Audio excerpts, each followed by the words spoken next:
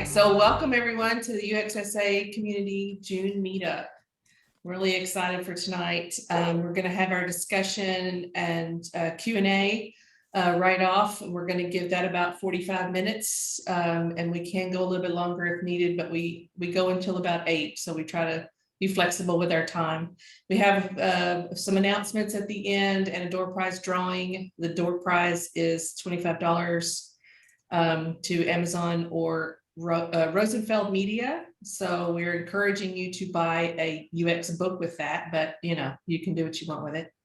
But it's a great prize. And so tell us who you are when you come in, and you know, welcome those who are new. Crystal and Rob and Christopher, thank you so much for joining us. And I'm hoping we usually have late stragglers, so but otherwise we're going to be recording it and it'll be available on our YouTube page. So just to tell you a little bit about UXSA, we are trying to set up our own culture here, and culture is something that is by default or intention in any organization that you're in. And we are intentionally trying to make our culture one that supports curiosity, learning, networking, and diversity. We want this to be a safe place to ask your questions and not feel like this is the, you know, that you would be judged for it. We want you to express your thought, reach out and connect with others and feel comfortable to do so. We have lots of ways to connect with us. We have a Facebook page, LinkedIn. We get a lot of activity on LinkedIn, and Slack channel. We're active in that every day. Our YouTube channel, we've got several of our videos up that we've already done for the meetings for the last year and a half. And of course our website. So, and Paula just shared the link to join our Slack if you haven't already. And we'll have to share that again if any new people come in. We have had several sponsors over the last year and a half. And a lot of them came to our kickoff meeting, and Davis was asking, how did USAA sponsor you? And I said, like, it gave us a bunch of money when we started out. So we are really grateful of that. And we want to make sure they're still recognized as large donors. And Pressable is hosting our website, and Aquit and Tech Systems and Vaco, they all have helped and sponsored our meetings throughout the year. And we're changing our dynamic a little bit this year for sponsorship, but we're really excited to have this kickoff group to help us.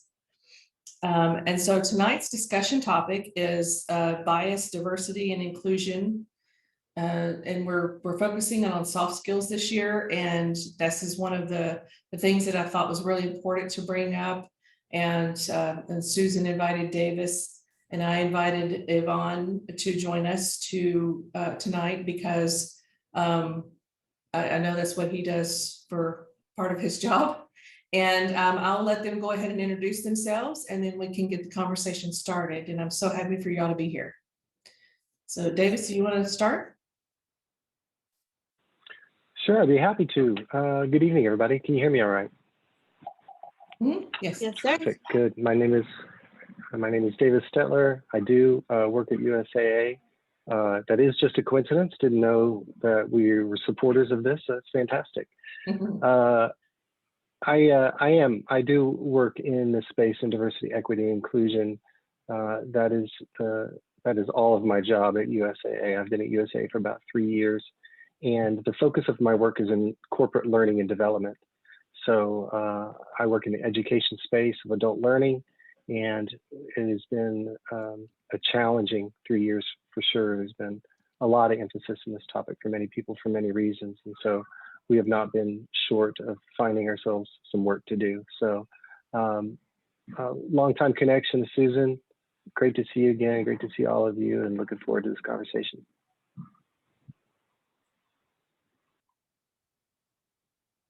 I guess I'll go next. Yeah. Thank you. Yes, and you guys can hear me okay? Yes. Great. So yes, my name is Ivan Davila, and I currently serve as the Director of Communications and Community Engagement for the Travis County Healthcare District. which exists to ensure that people with low income living in Travis County have access to healthcare. And so the actual name of the organization is Central Health, but it is a Travis County healthcare district, just like any other major county across Texas has a hospital district. We serve as the healthcare district for the county. So in my role, well, throughout the previous jobs, as Cherri knows, I've historically been involved in doing Latino public relations. My job is public relations, and I've often been called upon to help shape campaigns that target minorities. And so in my role at Central Health, that sort of has continuously evolved. And in doing community engagement, I have found myself listening to some of our community advocates that often bring up issues around equity and justice. And so I've had to do a lot of learning around that, not just because it's my job, but also because I care about what our advocates are saying. So I guess we'll dive into some of that later on, but for now, I'm just introducing myself.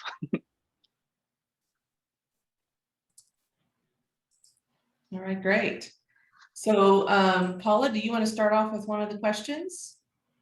All right. Let's start off with, I lost it. They all moved around. I wasn't expecting that. Okay, where did it go? There it is. There seems to be a lot of attention being paid towards diversity, equity, and inclusion in the last several years. How does understanding these topics impact me?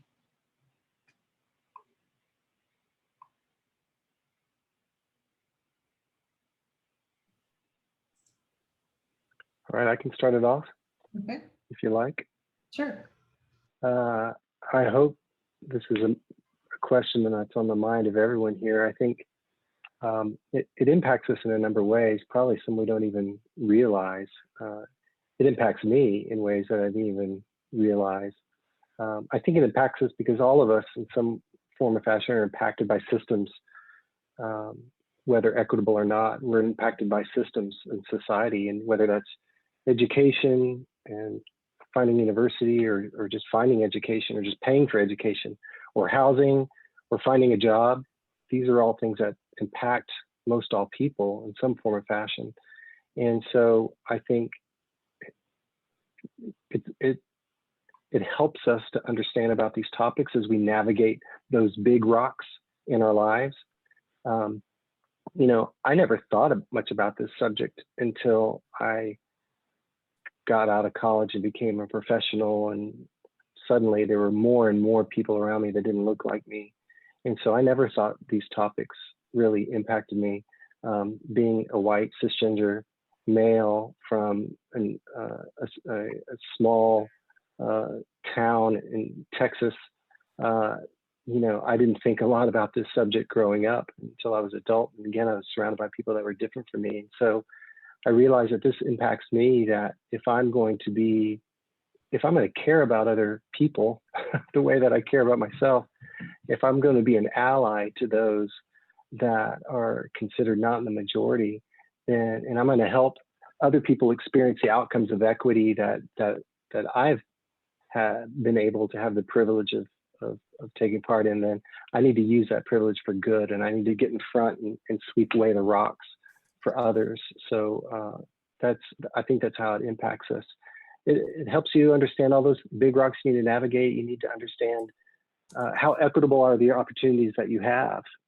I think understanding these things help you get a sense of where you are, where you want to go, and you know what to challenge and what to push and what to pull. Even in terms of, I think, user experience, working with clients or coworkers or collaborators. Hopefully, you're either now or in the future, you're working with a diverse group of people. If it's homogeneous, then it's by learning about these topics and talking about these topics, you can become the influencer to move that group toward becoming more diverse, as it's proven through research that more diverse groups succeed more and get better results than homogeneous ones. And also, I mean, we're human, you're human, and you deal with humans almost every day. So we want those interactions to yield more fruit, and we need each other in a positive way, especially now. So hopefully understanding more about these can get us all there. So Davis, I think this question can be, and I think you answered it exactly. I mean, so I think there's a different question for every one of these words that we use, right? Because there's diversity, there's equity, and then there's inclusion, and they're all very different. And so perhaps we can also spend some time talking about each one of them. But I think you hit on each one of those in your answer. If I can just sort of expand on the answer around systems and around equity, because that's sort of the work that I do and how we're impacted by systems. So we, Central Health, the Travis County Healthcare District, was founded because there was an equitable access to healthcare to begin with, right? And I think that's across the nation. That's not just you know, in Austin and Travis County. So there's inequity when it comes to accessing care. So therefore, we're having to make do with what we have, and in this instance, taxpayers are contributing to ensure that people with low income have access to care. Now, we are created by taxpayers. We are created by voters, that is, and so it's not something that bigger government imposes on people. It's something that the own voters actually believe that something like this needs to exist. So it really depends on, at the systems level, it really depends on the collective of the voters to see, okay, we need to have some taxes, we need to actually pay taxes and have a taxation so that more people can have access to healthcare. And then those people who didn't vote, they're going to be impacted. So at the systems level, I think equity impacts everyone, right? So anyway. I like the idea of you attacking those terms one by one, if you wouldn't mind. I'm gonna let Davis answer that one. That's quite a setup. Diversity impacts us because of the results we can obtain and achieve in our lives. The less we are working in a homogeneous group, our chances increase of us becoming more effective in our thinking, in our working, in our behavior, especially if we're open-minded, if we're willing to open ourselves up to other perspectives. Any of us who have the capacity to do that will obtain in the future greater results in their work and their relationships if they're open to other perspectives and want to be willing to have themselves surrounded by people that are different than them. I experienced that. I was worthless in college. I really was. I was playing in a band. I had long hair when I had it.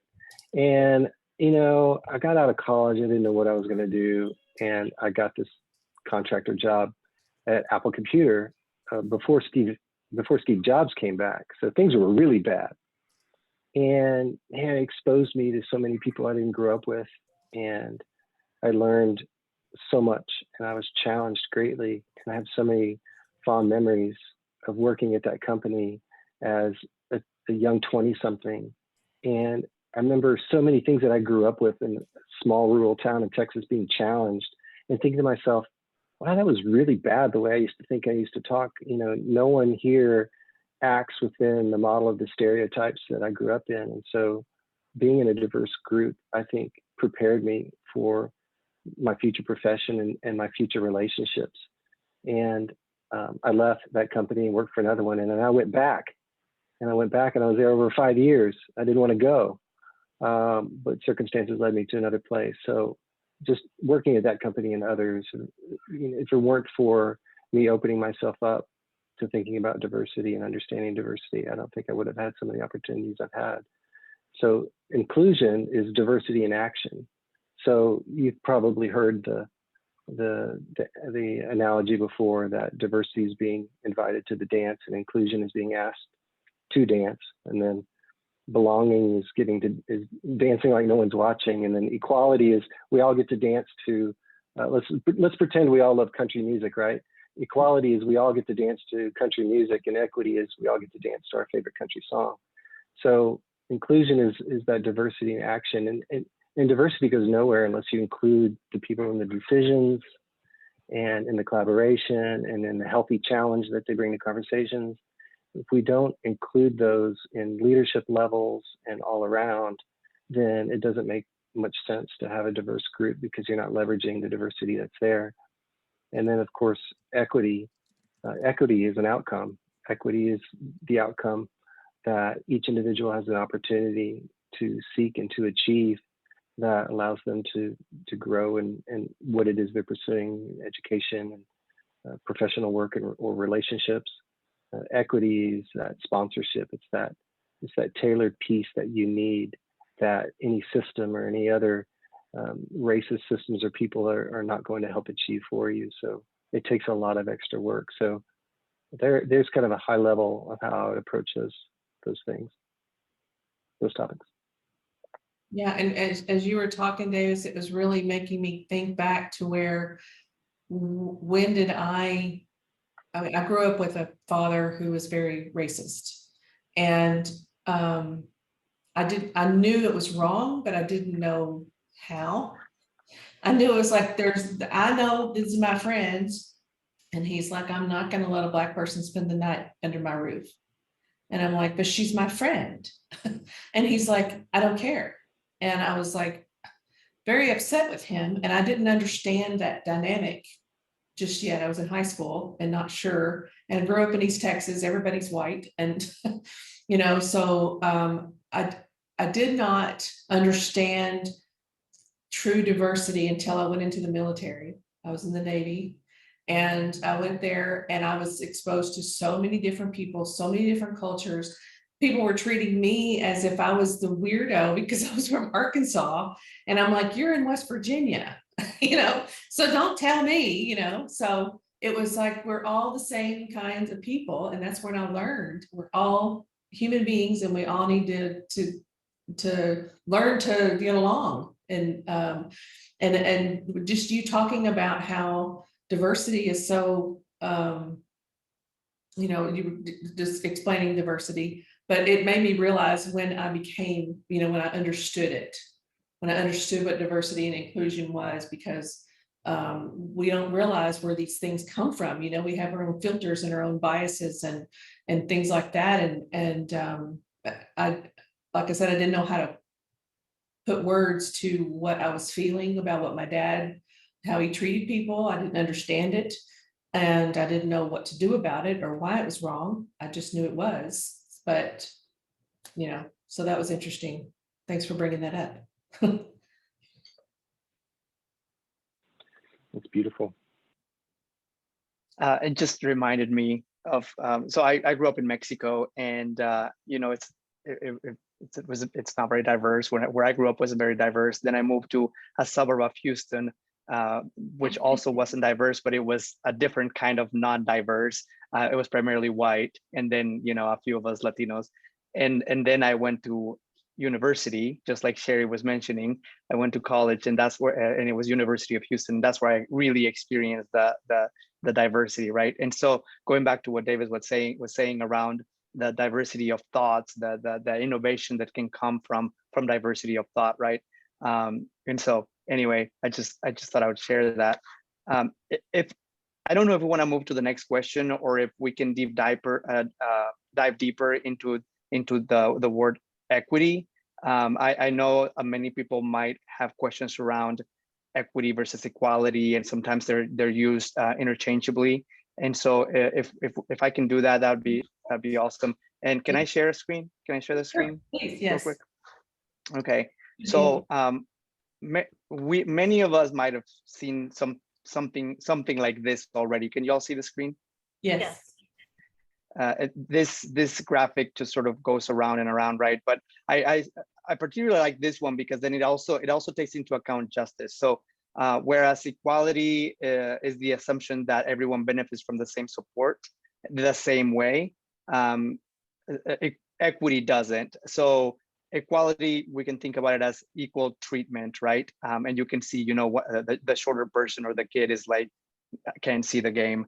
can see what's going on, but that's equal treatment because everybody's getting the same size of the box to stand on. Whereas equity, everybody gets the supports they need. And so you can see the adult doesn't really need, or the taller person doesn't really need the box. The medium-sized person needs a small box, but then the shorter person needs a bigger box. And so that's how we can see equity. Everyone gets the support they need. And so then justice is like, we don't really need to have the support because the systems have already been making sure that we're doing what we need to do to, in essence, meet people where they are, regardless of where they're at in life or who they are or how they identify. And so anyway, I just thought I would share this just for the sake of. Yeah, I've seen that. I've seen the first two, but I haven't seen the last one. That's a new take on it. Yeah, that was new to me as of a couple of weeks ago too. Great. I love that cartoon. It's so good. I haven't seen it with Justice, so that was fantastic. I haven't seen it with that added. Yeah, I thought it was great too. So are we ready to move on to the next question, or did we want to unpack anything a little bit more? I think we're ready for the next question. Okay. The highest voted question so far is, what can I do to be an ally? I love the fact that that's the most popular question and the most liked question. First of all, Davis, when we were talking on Tuesday evening, we got to the point where we were saying allyship is so important, right? I don't even know where to begin, but I'm gonna let you start off, and then I'll follow your lead. Oh, you want me to start off? Oh, yes. Okay. Yeah, I mean, like I mentioned, I grew up white, cisgender male, middle class, small town. My spouse, same, but from Houston. We didn't have to think really hard or try really hard about where we were going to go to college, or what first job we were going to get. Like we're nervous, like, oh my gosh, like, am I going to, I got to go back for an interview. But I think about the minority in comparison to the majority, and there's a laundry list of worries and concerns. And I've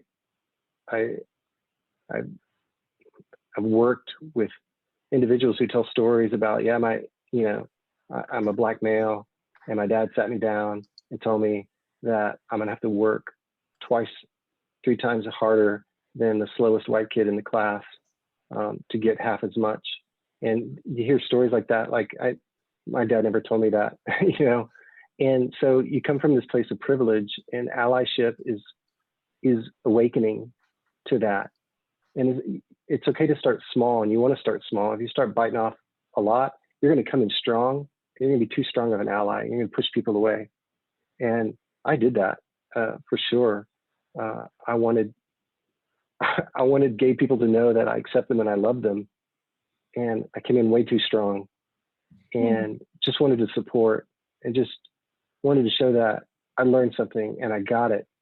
And I think I got too familiar, and I started really believing that I understood their lived experience the way they did, and I don't, and I never will.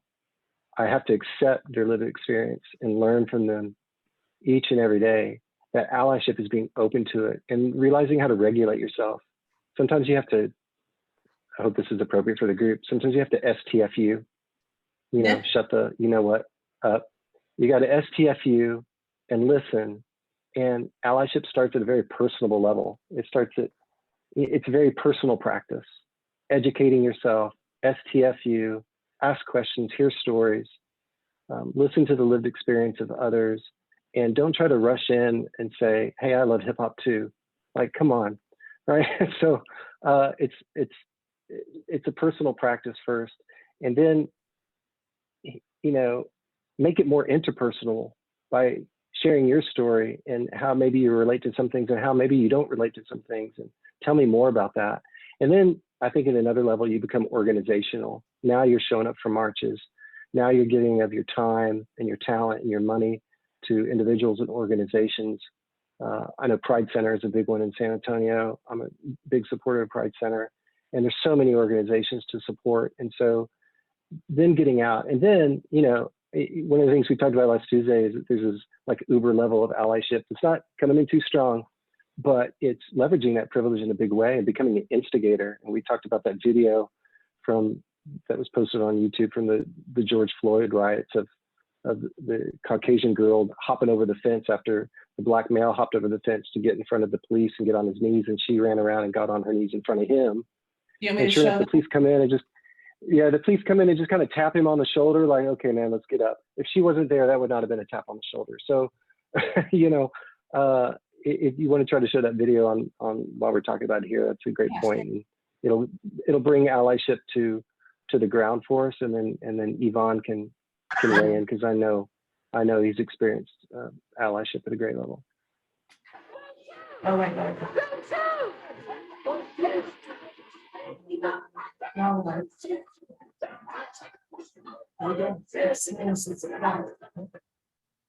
Sorry. It might be important to point out that some individuals here might not be aware why the white woman does what she does in the video and what the impact of that is. Might be helpful to show that. Okay. You can post the link in chat. Maybe we can. I'll do that. I've got it. Watch it. I can watch it. Oh, here we go. Yeah, I want to play it. So here we go.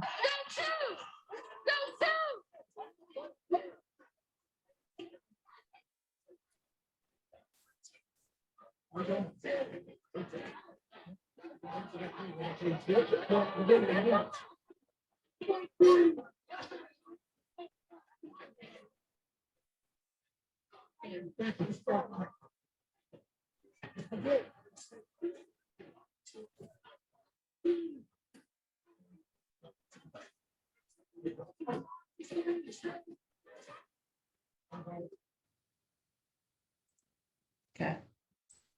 I got to see that. Are you attracting too many Okay. Sorry. She jumps over that fence quick too. Yeah. It's like And there's I no noticed delay. there was some people farther along there that was doing the same thing. They were jumping in front of the black people and blocking them. I mean, that takes courage, but wow, you know, the fact that they feel like they have to do that to save that person's life is alarming. Just alarming. I appreciate, excuse me. I mean, I think we've all experienced the events of the last year and a half, and we've processed them in our own ways. But talk about just knowing what leveraging white privilege is, right? And the fact that we're having these conversations now. I mean, I get chills just thinking about the fact that we're having these conversations now. What does it mean to leverage white privilege? What does it mean to be an ally? I think you painted really good examples, Davis, around the continuum of allyship that we were talking about on Tuesday night. Happy to share the graphic, but essentially you start out with by becoming aware. And then you move on to becoming active, and active might be something as you know, joining this call. You're becoming active, or even Cherri and Paula putting this together, right? They're becoming active, bringing other people into the mix to help with awareness, right?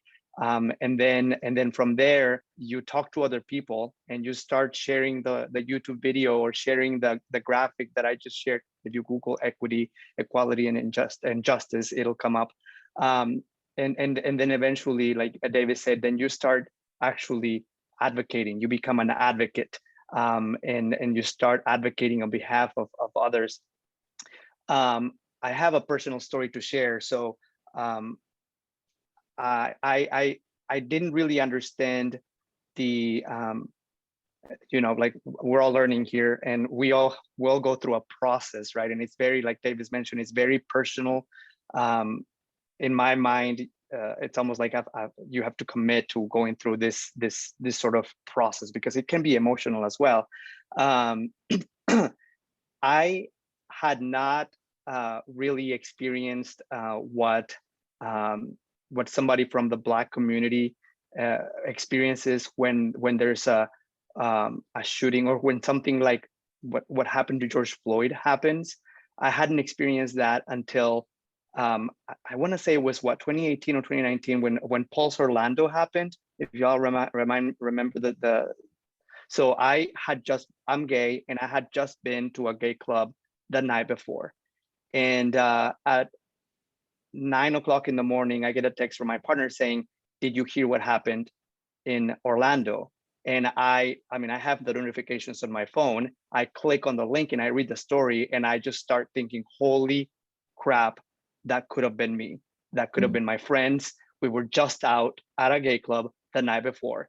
And what happened afterwards was just, this reckoning, even for myself and for many of my friends, like that could have been us, that could have been my friends, that could have been any one of us. And then of course, then we hear more of the details of what happened. And so it wasn't until that moment that, even talking to one of my really dear colleagues who are Black, I came out and told them, I didn't really get it. And I'm sorry I didn't really get it. But it wasn't until then that I became, that I felt like it could, something like this could impact me. This hatred could impact me. So then I'm able to understand what they could go through when something like this happens. It could be any one of them. It could be, and it's very personal, right? So anyway, this sort of when it's more about the awareness and going through the experiencing, putting yourself in somebody else's shoes, but really understanding the more than I want to say more than trying to understand privilege, maybe trying to understand what others don't have. Something as basic as a feeling of safety in a place that we sometimes deem as our place of sanctuary, which in many essence the gay bars were a place of sanctuary for the gay community, because that was the only place where we've historically felt safe, and then suddenly safety was taken away from us at a place of sanctuary, right? And so anyway, just something to keep in mind is understanding what others may not have, as opposed to trying to understand the whole privilege thing. Mm-hmm. Right. It's really difficult for us as humans to understand on a visceral level until it could have been us. Exactly. Yeah. And so we have to be able to relate to that, and even though I know I have privilege, and I have gone through the last administration. Even I know sitting at my desk at work, and a news thing came across saying that the trans were going to be denied in the military. As a military member myself, my family's members are military. I have trans friends who are in the military that were going through transition, actually. And I just sat there and bawled at my desk, and I could not speak about it because I was in an environment that I wasn't sure. It was just like, but I felt it because I had friends that were going to be affected. And, it's difficult if I had not known these people, if I had not, I don't know how I would have felt, but it's, it is very unsettling. And, even when the administration took over, I took the day off and cried, and not for myself, but for my friends. I just cannot, I don't know how I'm going to support them, but I will. I don't know how, but I was mourning for them. So, I hope that made me a better ally, because, I'm trying to understand, and I'll never understand fully, but yeah, just having a diverse group of friends really changes your outlook on things for sure. And I will add that sometimes when we think of, well, going back to being an ally, and when we go to the, here, let me share the graphic real quick. When we go to the end of the spectrum and we think about like, oh, you know, this is what it means to be an advocate, and you know, going to the marches and to like really being like an extreme advocate. And it doesn't have to be that way. Like being an advocate can be even starting conversations with friends, or having conversations with friends, because, or with family members. In my case, it's like trying to help them understand the issue of inequity, the issue of racism, the issue that just because slavery, this is the case in my family, it still happens, it's still true. Some of the members of my own family think, oh, you know, slavery was abolished a long time ago, so therefore we just need to move past it. And me having to, you know, just feeling the need to have that conversation with my family members around the fact that, no, just because it was abolished, it doesn't mean that everything is just right now. And let's talk about, you know, the injustices that are taking place, right? So to me, there's many different levels of allyship, as you can see on the spectrum here, but there's also many different levels of allyship within each of these steps as well, including the advocacy one. Right, I love this, that graphic, if you could share it, because I think that we can use that, as we talked about Tuesday night, we can use that, you know, on many different levels, you know, in many different ways for that, because I may feel more comfortable, you know, in advocating in one way in more of an active role than I do others, because I'm just not as comfortable yet, but it's still something I can work towards, so. Yeah.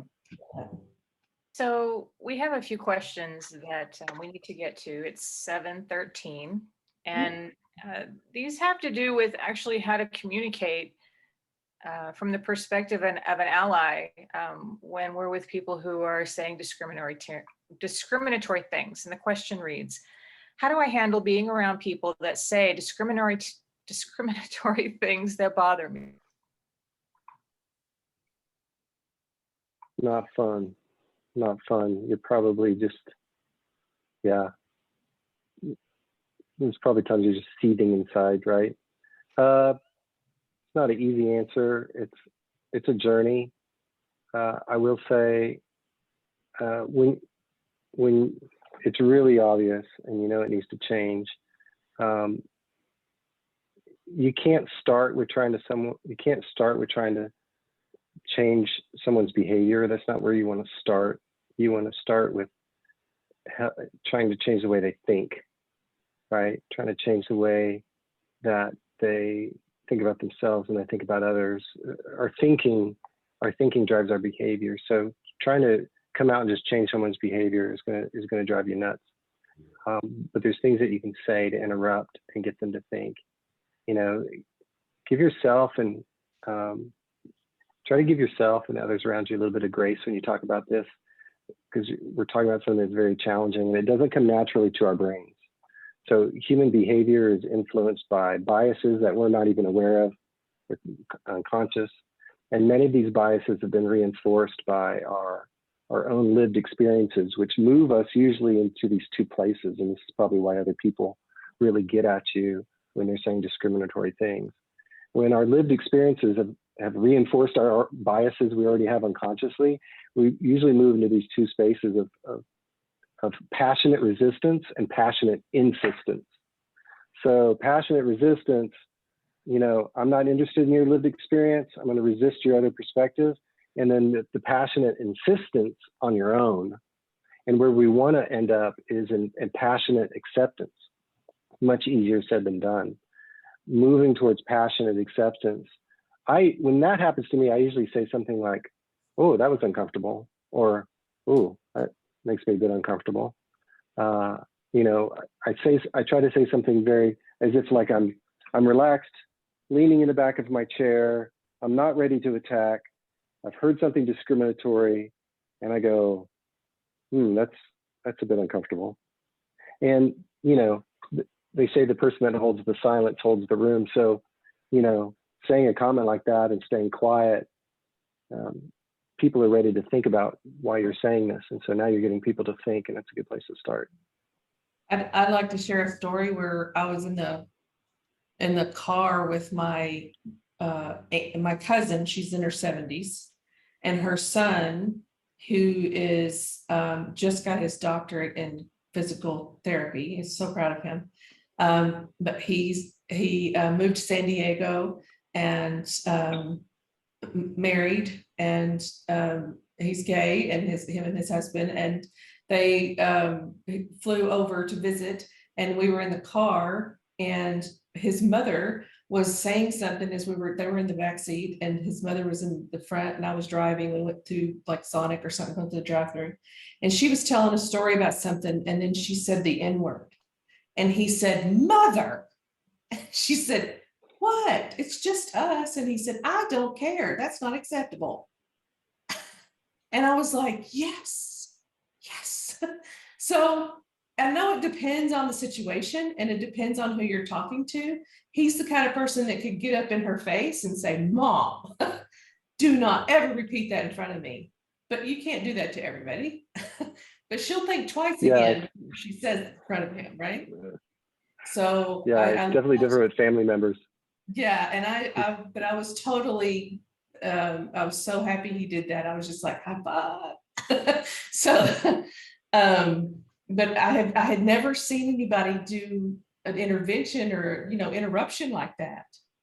And to me, I was like, yes, I wish we could always do that.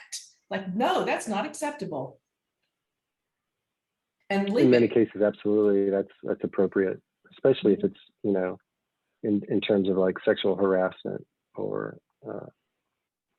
sexual aggravation. Absolutely. Especially in the workplace, yeah, speak up, speak loud. There are trainings on this topic that are 2 days long.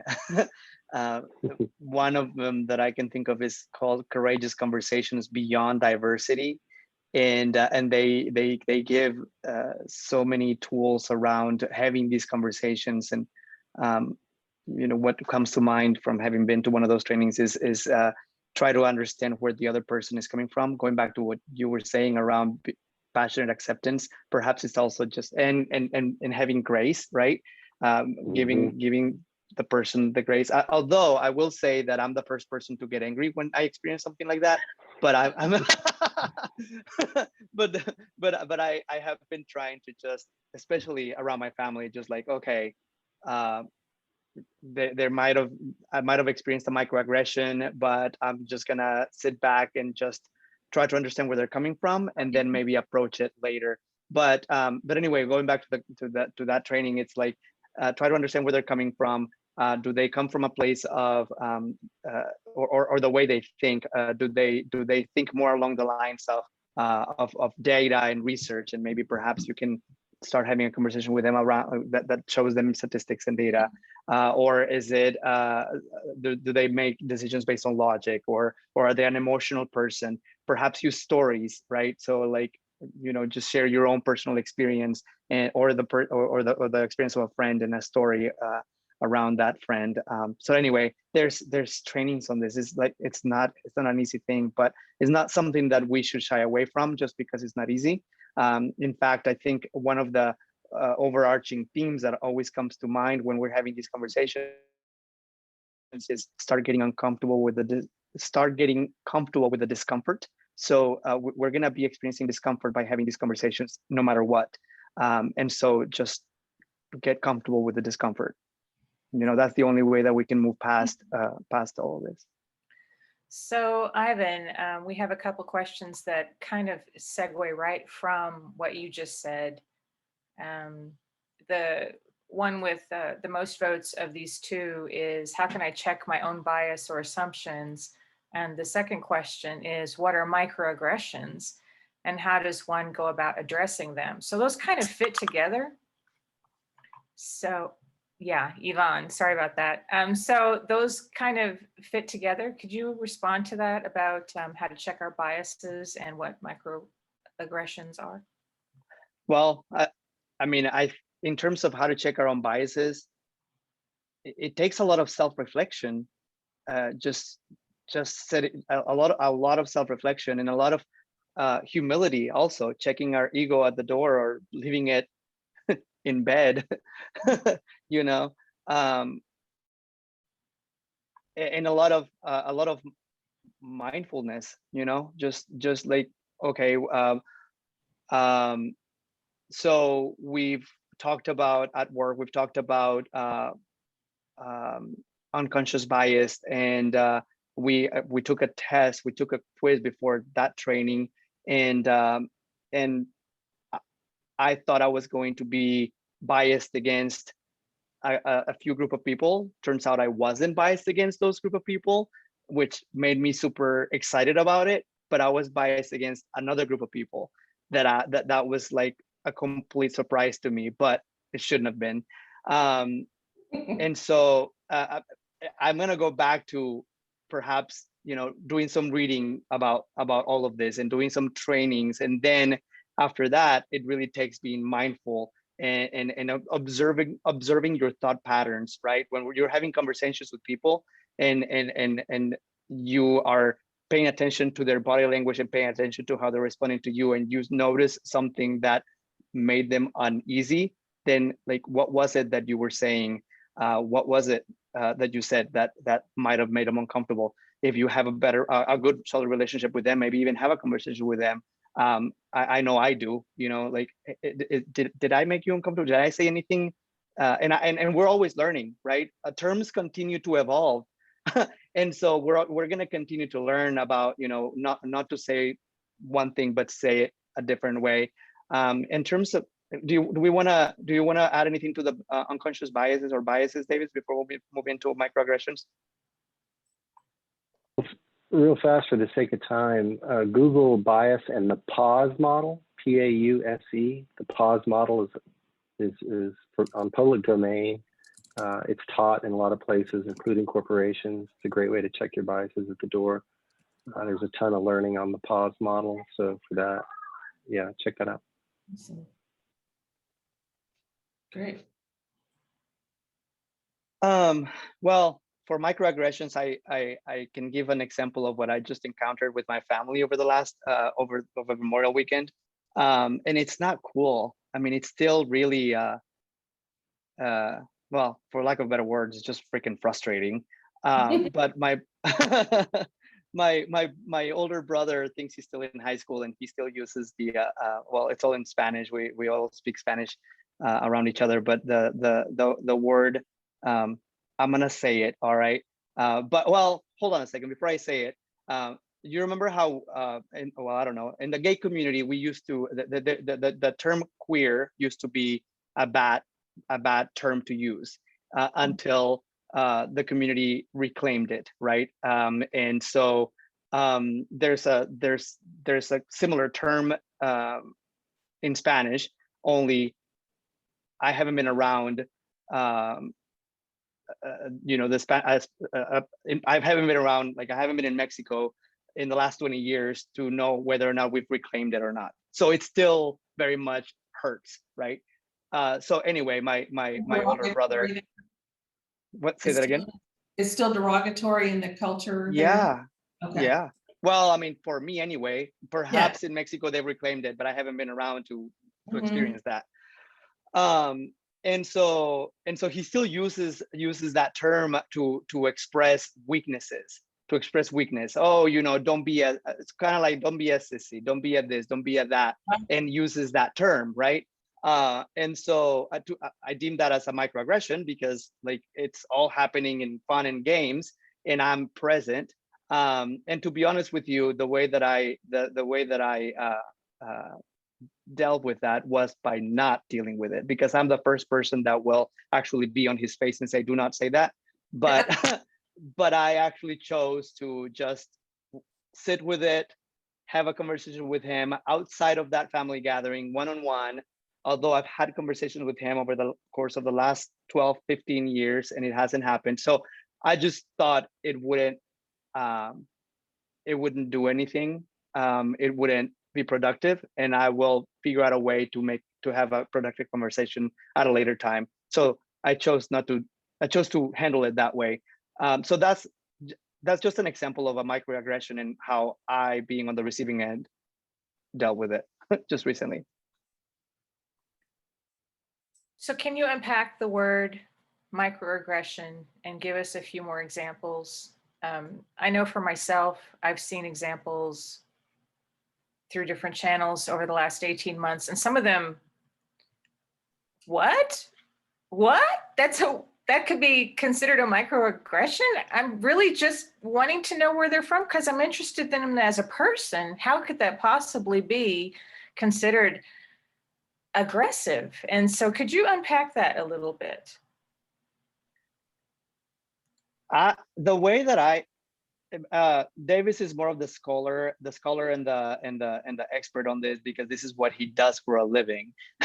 No, you are, Davis, and you have all the terms which I appreciate and admire. I have been learning over the course of the last few years, but to me, a microaggression is exactly that. Is like a small little aggression, but you wouldn't even think it's an aggression.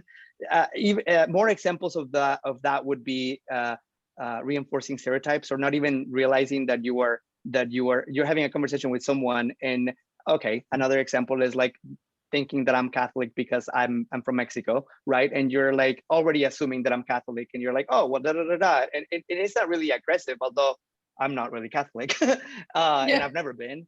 So I'm just realizing that you're assuming that because I'm Mexican. So it just creates all of this other dialogue in my head about you that didn't need to be there, right? So there's, I don't mean to make it even more confusing, but it is really like, it could be anything. It could be anything from reinforcing a stereotype to using a derogatory term in a way that is not, you're not intending it to. So yeah, now Davis. You're not being confusing at all. It's actually really brilliant in real life. Yeah, the reason it doesn't seem, a lot of things don't seem like microaggressions, Paula, because of the concept around microaggressions, or micro inequities that we can also call them, is this concept of 1,000 tiny cuts. So sure, you're getting into the Uber and it's like, oh, hey, where are you from, right? So you said that, but what you're not aware of the 999 other people that have said that year to that individual. So No, really, someone else getting in the car, yeah, I'm driving a car, people get in my car, the first thing they ask me where I'm from, because I talk funny. So sure, the first 20 times, maybe it was endearing. Hey, I'm popular in San Antonio as an Uber driver because I'm different. The 1,000th time, the 1,000th tiny cut, okay, I'm kind of tired of people asking me where I'm from, because I actually have a lot more to offer than just I talk funny. You know, I saw Rob, I think Rob, you just recently graduated, and, you know, correct, yeah. So like, oh, I love, you know, kids getting out of school today and getting into user experience, you know, just if we're kids, like, you know, Rob, you look young, congratulations, it's fantastic. You know, Did you not get? He's a grown ass man, right? And he's getting, just because he's wrapping up some education or changed a different path in life or took another path. He's a grown person. He's more than the one thing he accomplished. He has an entire lived experience of ups and downs that he has to bring conversations, and he has to bring to his workplace, and he has to bring to his relationships. There's so much there in Rob as an individual. And so, oh yeah, kids getting out of school today, like you, Rob, they're coming into user experience and bringing in so much good stuff. Like that kids thing, like you know, what if he's heard that so many times because maybe he has, you know, maybe he has an appearance that is very young, or maybe he has a young way of acting. And so every time it's, you're a kid, you're a kid, you're a kid, after the 1,000th tiny cut, he's done, right? I really like that analogy, the 1,000 cuts. and it's Is it okay? so I picked on true. you, Rob. Is that all right? I picked on you. Oh Yeah, yeah, you- yeah. I'll Yvonne, take you it. speak really good I'll take English it, yeah. for a Mexican, Thanks, Cherri. right? Yeah, That's a yeah, microaggression. that's another one. It really That was a is. good microaggression. So Yeah, here's a good thing. I've experienced microaggressions. picking on my And I friend. know this is funny because it's like, okay, you're a privileged straight white guy. You're microaggressions.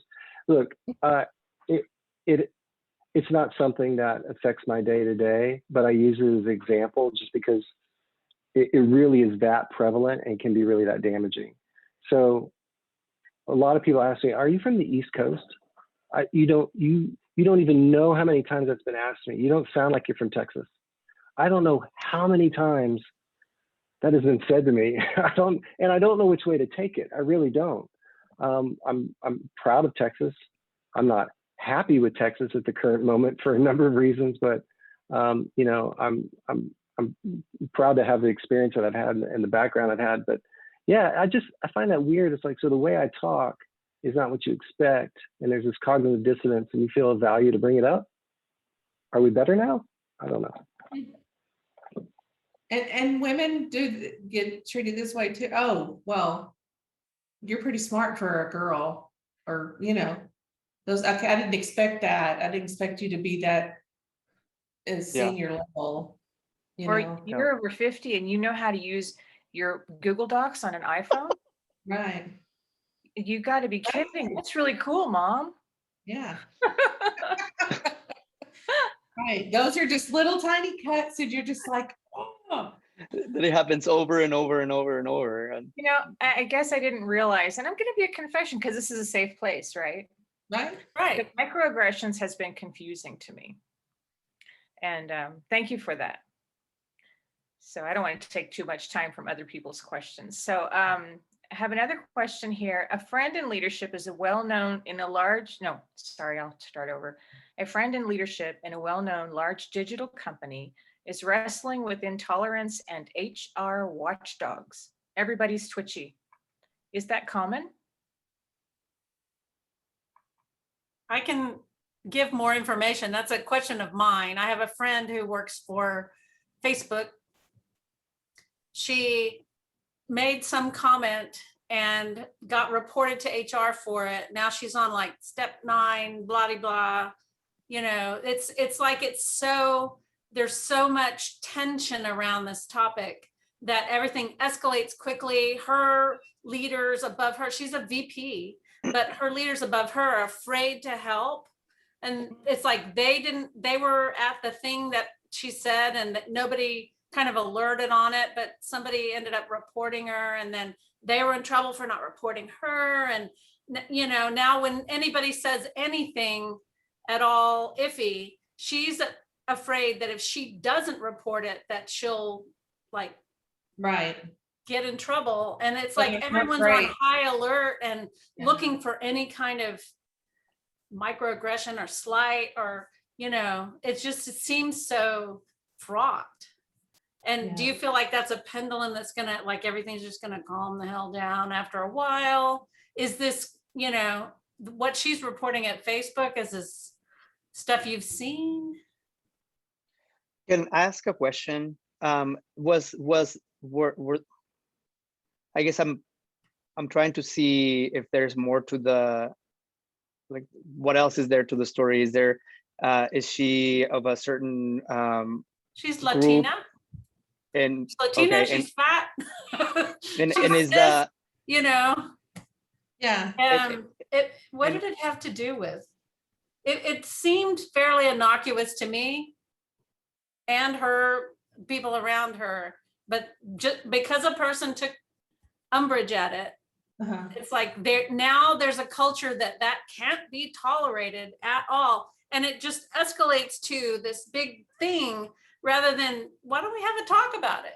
You know, I mean, Let's grow Let's instead have of some grace. Yeah. Yeah. Let's have some Yeah. grace here. right. we haven't experienced that at my place of employment. In fact, to a certain extent, I wish we did, because there's certain things happening at the board level that I'm like, why are we not doing anything about this? They're public meetings, and then we have a member of one ethnic group basically attacking the other ethnic group. And I'm like, why are we having this ethnic wars at the board level? It's really, really, it's not, it doesn't look good for the organization. So we haven't seen what you're seeing, but curious to hear from others. Yeah, I can't, due to my ethics agreement, I can't talk about anything that goes on inside the USAA, but I'll talk about this certainly in general terms. Yeah, Susan, I don't, it's hard for me because I don't know what she said. I'm missing that piece, and that's really the thing.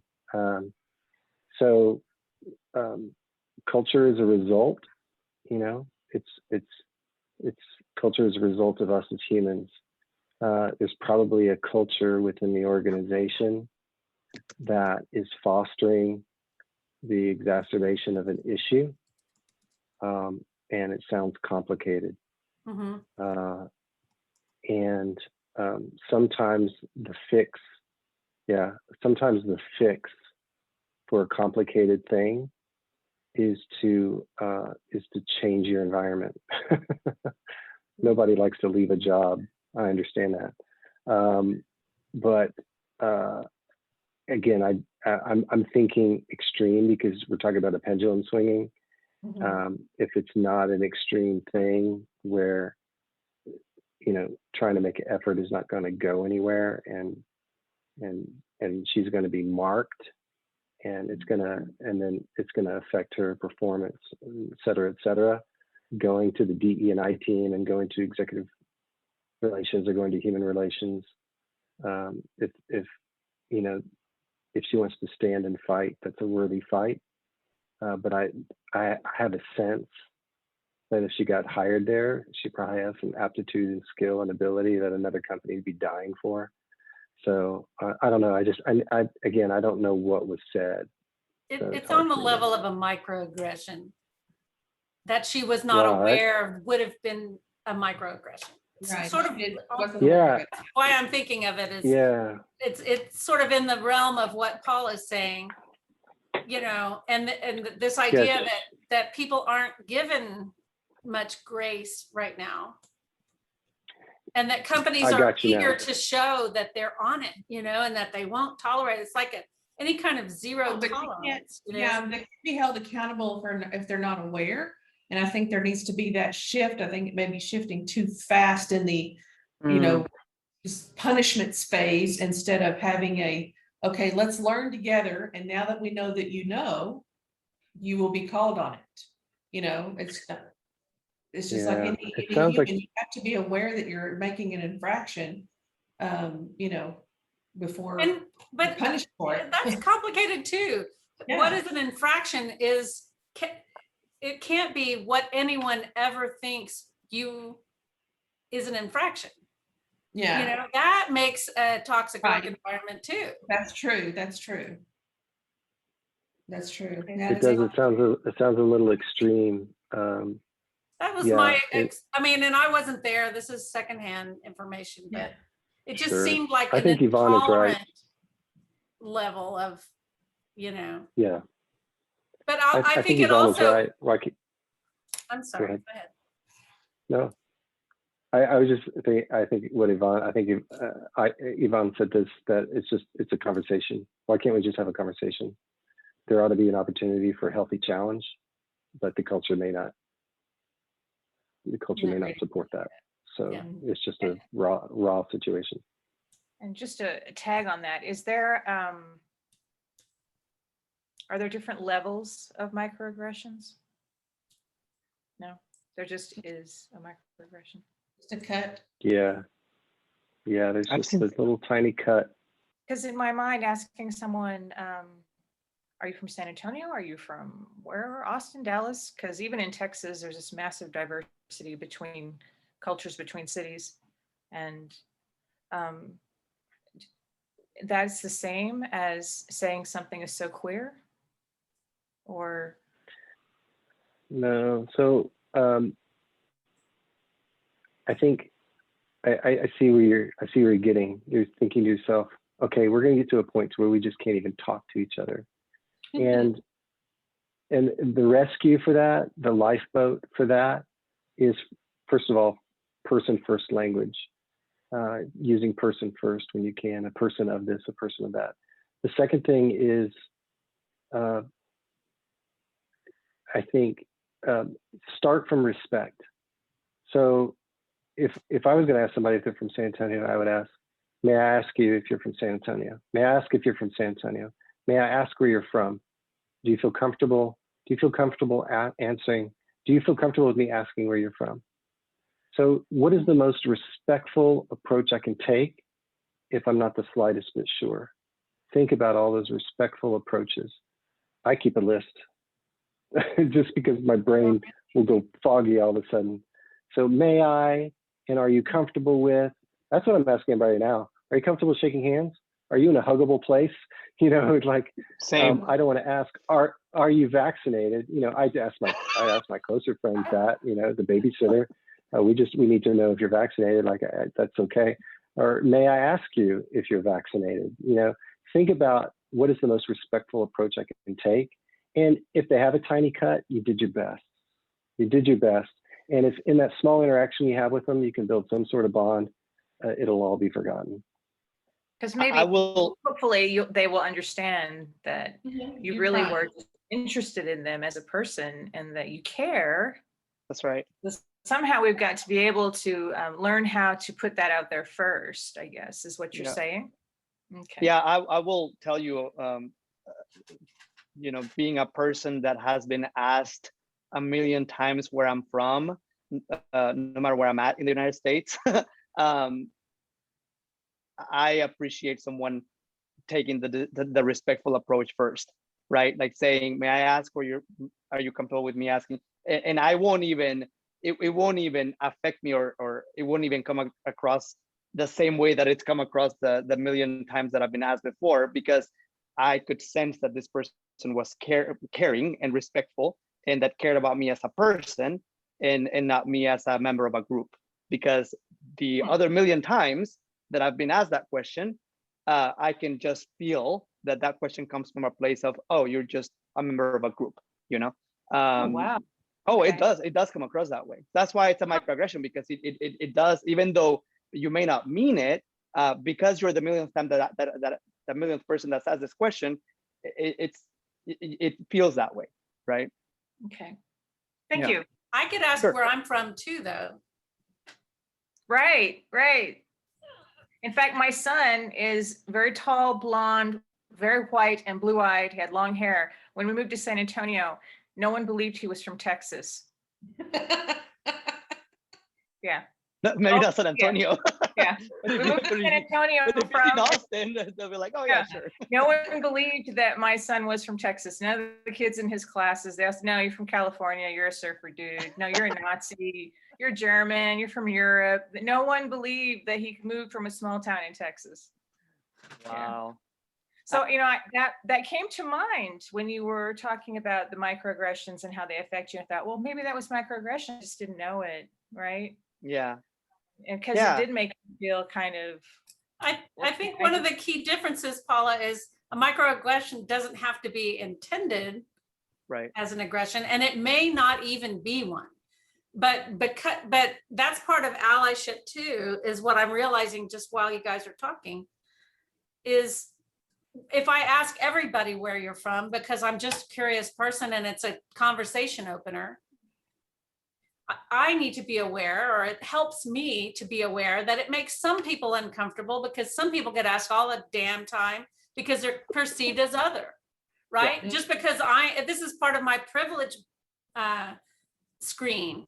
It doesn't come across as anything to me, but it's because I am who I am, right? I can't see that it might be the 75th time somebody's been asked this week, right? Yeah. I remember when I was pregnant, I was tired of the question, so when are you due? Yeah. All that stuff gets old, and they get tired of hearing the same questions. And I just never thought, but to me, that didn't feel like a microaggression. It was just tiresome. Yeah, it's just annoying. But when it's attacking who you are as a person, and you only had to deal with that for 9 months, right? They had to deal with this for. And then they were up in your business in a different way.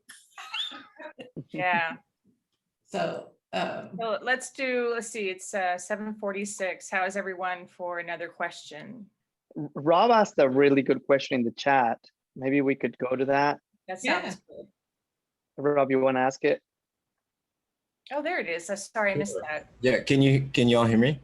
yes. Yep. Okay.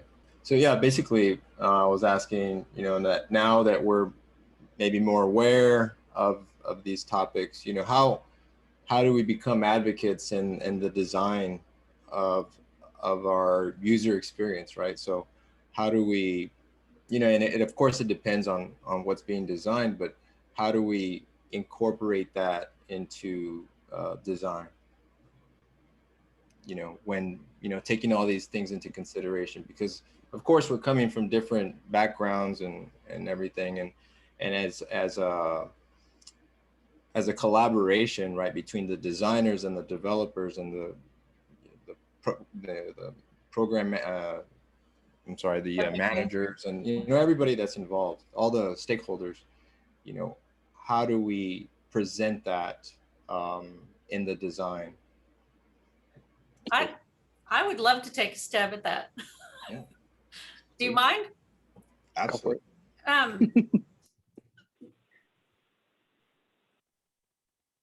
Design teams are inherently not diverse. They are almost always college educated, right? They are computer literate. So one of the best ways that we can do this, and I know Cherri can weigh in on this, is user testing, user prototyping, test and learn, and exposing an early design to the people for whom it's intended in all respects. I just had a lady talk to my Firecat First Friday folks about plain language content, writing content in plain language, presenting content in multiple languages. City of San Antonio is one of our clients, and we're studying what residents want to see content from the police department and how they want to consume that. So like one of the big takeaways, is not a huge surprise, is a lot of people, the only way they can access any kind of digital content is on their phone, not on a desktop computer. They don't have broadband. They need, there's a big digital divide. There's accessibility issues with, folks that have vision or hearing or learning or mobility impairments, all that stuff. And it's, even though it's a good idea to try to get your design team and developer team to have some diversity itself, it's no substitute for showing it to other people. Cherri, do you want to talk about how you guys handle that? So which part? Tell me. User testing. You're a user researcher, and Yeah, so you I think model who the audience is for a certain. Yes, we try to find out who the actual audience is. We have a client, we're just finishing up some usability testing, and we try to make sure that we segment the audience in a really diverse way, because but the interesting thing is that we don't ask about age, we don't ask about race, we don't ask about gender, but we were looking for homeowners, period. That's one segment. We want people who are DIYers. We want people who hire contractors to do their work. And we want people who may buy the product and then hire someone to do the work. So there's 3 different segments within the homeowner, right? So the thing is we don't look at diversity. We remove anything that could pinpoint a male or female, and we ended up with a very diverse group. We had many different races, the men and women were almost even. It was really amazing. We didn't even try. We were just looking for homeowners that had those needs. And so then we went to, contractors and builders and things like that, people who we thought were working on the website. But the thing is that we didn't focus so much on the diversity, we just allowed it. You know, and I think that's something that we've learned in the research community is take away those marketing things that people want to know about age group and all that. It really helps to take those, you know, those labels off and just say, if you're a homeowner, you know, sign up. And I just can't believe how many, you know, how many different people we had. So it's really fascinating. And that's how, I mean, I don't know if that's what you meant by that, Susan, but yeah, we've That taken is, the, and it's so taken the hard labels to off. be able to see what you're not seeing, right? Mhm. I don't know that it's possible for us to be aware of all of our biases. You know, even like there's a name for it. When you study something, you actually change it. Do y'all know what the term is for that? Yeah, I know what you're talking about. I forgot the name of it. But just the fact that, so for the police department, we wanted to do focus groups and it's COVID, so they needed to be online and, you know, using something that was like Zoom. But there are certain people we couldn't even talk to because, you know, they're old or they don't have a desktop or they don't have the ability to set that up. So like even just being aware that we were selecting for people on one side of the digital divide when we were doing the study was important. So sometimes all you can do is try to correct, to be aware of it and correct for it. Well, I'll tell you, whenever we started doing the contractors and builders, they were coming to us on their phone and we were expecting this desktop, but we were able to get the contractors on their mobile and get them to share their screen. And they were all over the place. They were using that website. Like, I'm like, I can't even believe they've learned how to do it. And this is how they have to do it because they're in a mobile on location. They have to look things up on the fly. And it makes total sense. You know, we didn't even know that. But yeah, so we ended up doing tablets and phones and desktop. So it's such a big, complicated site. We thought for sure everybody would look at it on desktop or laptop, but they didn't. It's observer bias, Susan. Observer bias makes people change how they would, makes the circumstances different when they're being watched. So that's one, but that's not the one I'm talking about. okay. I'll have to keep looking. Another example that I would throw out here might not quite fit, but we have a TEDx San Antonio group and this UX San Antonio group, and we want diversity too, but we're kind of an elite core, right? There's, you know, we're the digital elite, we're the educated people, we make more money than a lot of other people. So I would love to hear ideas about how we can make those two groups more diverse.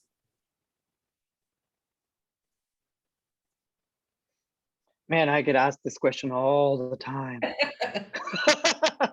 And I guess I would start by working on diversifying the profession first of all, right? And if the groups, if you guys are you know, have enough of a structure, enough of a, you guys are have enough of a structure to perhaps invest in strategies. If I don't want to put you on the spot, but if you're serious about it, if you're that serious about it, then perhaps you can invest some money on employing some strategies to diversify the profession, because that's really what's going to get at the core of it, right? How do you diversify the profession? Then there's a whole conversation around that. Okay, like targeting colleges and universities, their student associations and blah. You know, you can just go from there. But I think it stems from diversifying the profession. I agree with you that getting hooked in with not just college age folks, but like Cass High School. There's a tech high school here, in the lower socioeconomic school district that we're partnering with. And I That's think awesome. that's a really good strategy, but it's going to take years for it to really Yeah. work Right. out. Yeah. Well, and honestly, this work is if we're in it for, I mean, we're really serious. We're in it for the long haul. This is, you know, I used to get frustrated, you know, when I was young. I've matured a lot over the years. I've grown over the years because of this work, to be honest. It's Mhm. in government, it can be very taxing, but Whew. I used to get really frustrated. Yeah, I used to get really frustrated with it, and I had one of my really good friends tell me, you know, it took 200 years to get to where we are now in terms of inequities and systemic racism. Which, if we have time, I think it'd be really great to get Davis to talk to us about systemic versus systematic. Okay, so because I thought that was really cool when you talked about that on Tuesday night. Yeah, Davis. But it's 7:56, so next time we'll have another meeting if it's okay Okay. with you guys. But go ahead, Um, finish your thought, Yvonne. yeah, he said it took 200 to 300 years to get to where we are now. It's not gonna take us a year or two to undo the work of 300 years. So this is long-term work. I'm hoping that if we're doing more of what we're doing now, I call it organizing, you guys. If we're doing a lot of this, then and more of us do it, then it hopefully doesn't take hundreds of years to undo what we've done over the last 200 years. Mhm. Yeah. Right. And I'm so grateful for this meeting, and I hope this is the first of many. And I'm hoping that we can continue this conversation again, and maybe once a quarter or something. I don't know. I feel like I could talk every week about it, but I want to be able to bring other people in and do that. Let's Go ahead. come up with a resolution as a leadership group Sure. to not just have this be a periodic thing, but have it be a part of, most discussions. Sure. Right. Sure. In TEDx, it was fairly easy for us to achieve some visible diversity in speaker selection. It was always a criterion when we were selecting speakers from the people who apply. It was one of the dimensions of selection, not by any means the governing one, but it was a factor. But it's like there's a visibility to it. Like people with obvious skin tone differences are easier to spot than sexual diversity, let's say, gender diversity. Same thing with age, right? Ageism is a real thing in the design world, especially in the digital design world. Anyway, I think it's an ongoing conversation. Thank you guys so much. This has been a really rich, wonderful conversation. Yeah, absolutely. Well, thank y'all so much. Are we done with the conversation, and we'll till next time?